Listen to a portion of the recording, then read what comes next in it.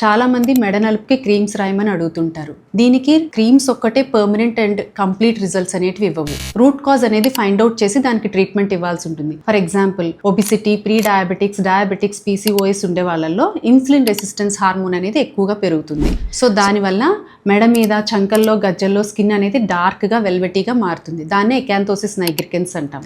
అంతేకాకుండా friction, obesity, B12 deficiency and కొన్ని మందుల వల్ల కూడా మెడ నలుపు అనేది వస్తుంటుంది. రేర్ గా ఓల్డ్ ఏజ్ లో సడన్ గా వెయిట్ లాస్, ఆకలి లేకపోవడము, అన్ని మడతల్లోనూ స్కిన్ డార్క్ గా వెల్వెటీగా మారుతుంటే ఇంటర్నల్ మ్యాలిగ్నెన్సీ సస్పెక్ట్ చేయాల్సి ఉంటుంది. సో నెక్ డార్క్నెస్ అనే సమస్యకి ప్రాపర్ బ్లడ్ టెస్ట్లు చేసి రూట్ కాజ్ అనేది ఫైండ్ అవుట్ చేసి దాన్ని బట్టి ట్రీట్మెంట్స్ ఇవ్వాలి.